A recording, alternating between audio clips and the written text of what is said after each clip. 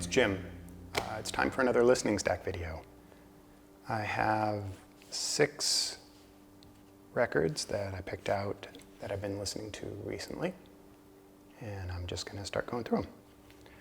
The first one is a new project from Kramer, the producer and musician who founded Shimmy Disc.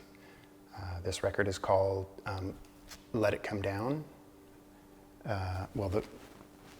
The band, I suppose, is called Let It Come Down. And the album is called Songs We Sang in Our Dreams. And this is Kramer and Zan Tyler. It's the first record on the sort of newly reincarnated Shimmy Disc, which had been shut down for a number of years. And it's really a beautiful record. This is the sleeve, lyrics. I believe it's on clear vinyl.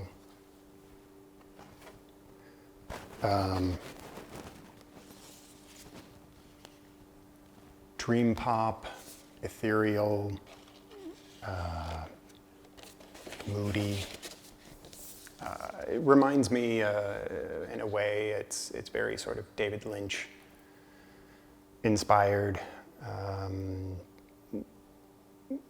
Kramer, some of the music that you'd get on like some of the Bongwater releases early on would have elements of this kind of sound. And a lot of the production that he's done in the past with bands like Galaxy 500 and others have that kind of tone as well. But it's just a beautiful record and definitely worth listening to, definitely worth checking out. Yeah, Let It Come Down.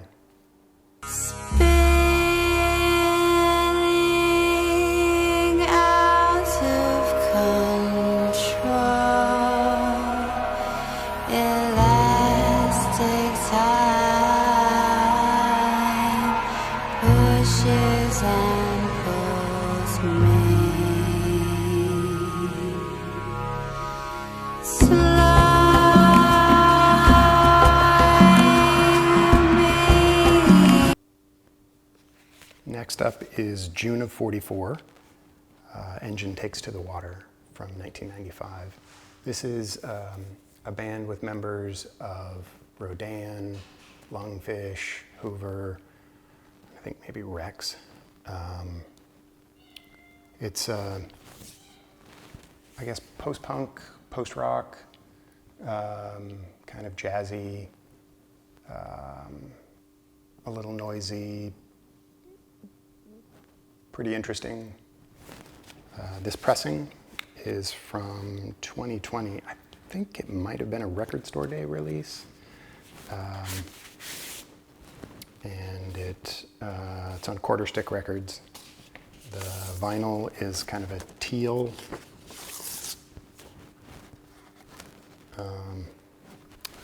There's an inner sleeve with a painting. Who I don't remember the artist, but it'll be here. And then there's also a poster.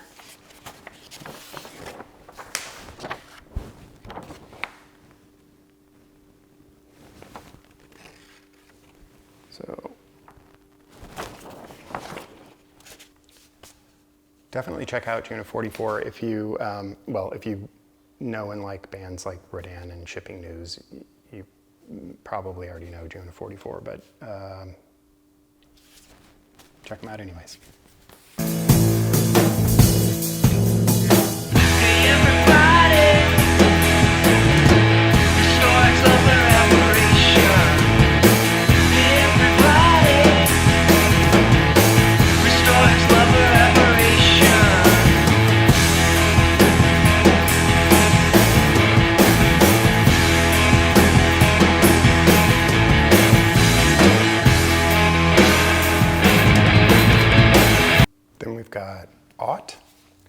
2014, their first record, their first LP, More Than Any Other Day. Post-punk. There's a lot of art that reminds me of early Talking Heads, David Byrne.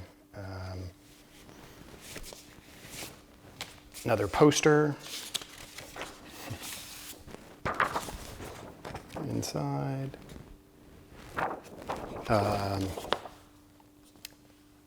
This is on Constellation Records, same label as Godspeed You Black Emperor, Canadian label. Black vinyl.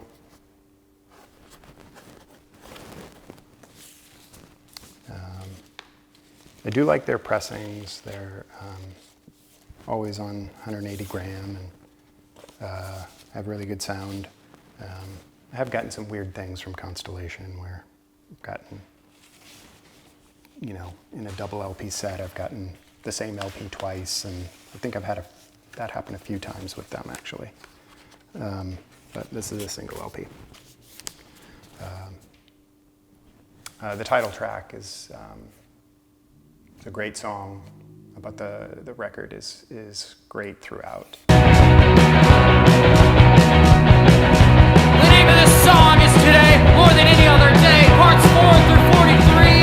So open up your textbooks, or a magazine, or a novel, any kind of reading material will do. Okay, here we go.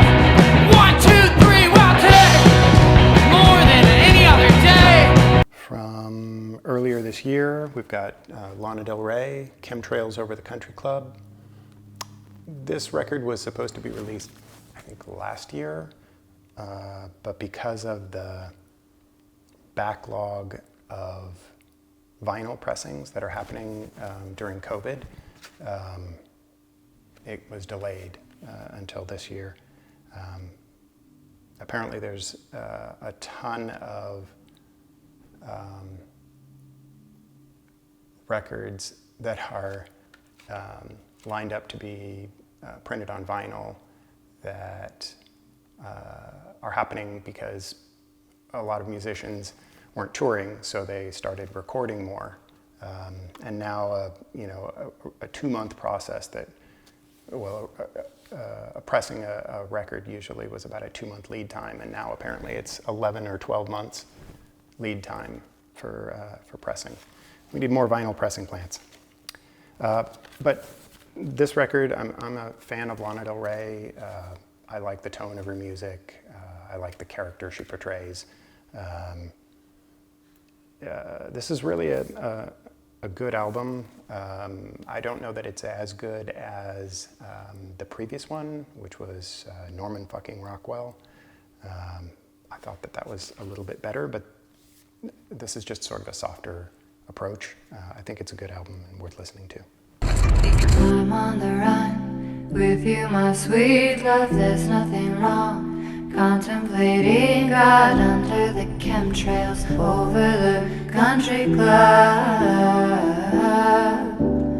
Wearing our jewels in the swimming pool, me and my sister just playing it cool under the chemtrails over the country club.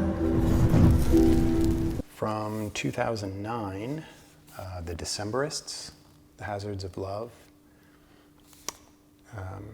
This is actually one of my favorite Decemberist records, and I know it's not critically acclaimed as much as some of their other records, but I like this, and I think I like it. It's basically a rock opera. I think I like it because it's because of how sort of over the top it is.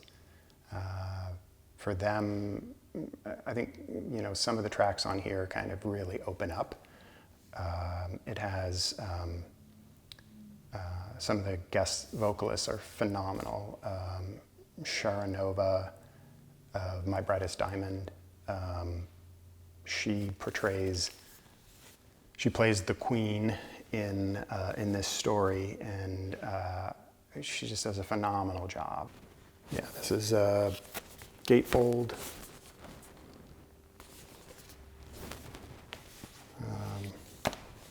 on Capitol. I think this is just black vinyl. Yeah, black vinyl.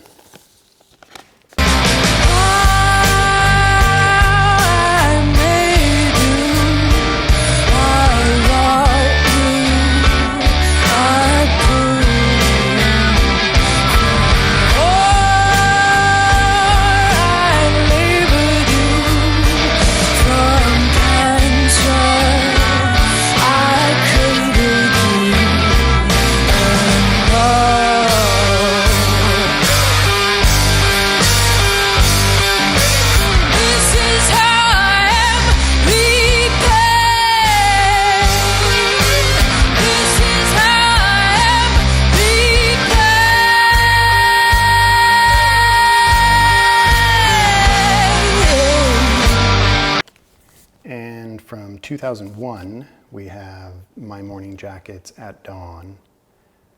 This is the 20th anniversary edition that came out this year, 2021.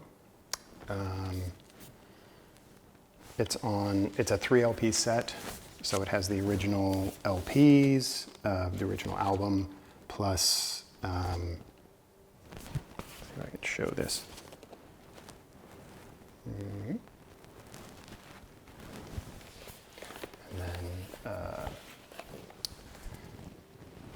Then it has a live recording from KEXP on the 3rd LP, and it's on a kind of orange marbled vinyl. Kind of pretty.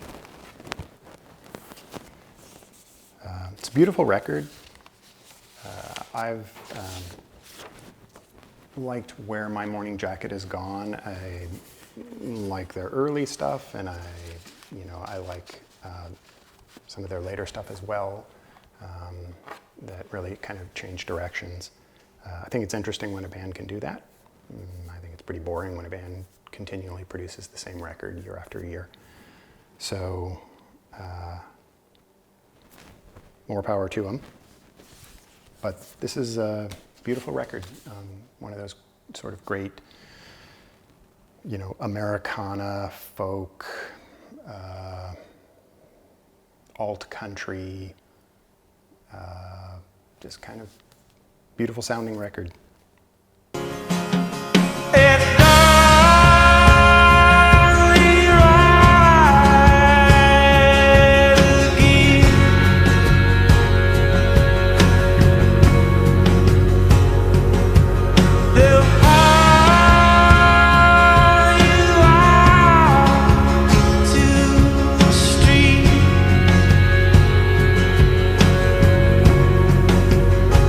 Thanks for watching.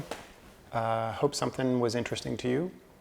I'll do some more of these, and I'm glad that somebody made it to this part of the video. Take care, and we'll see you soon.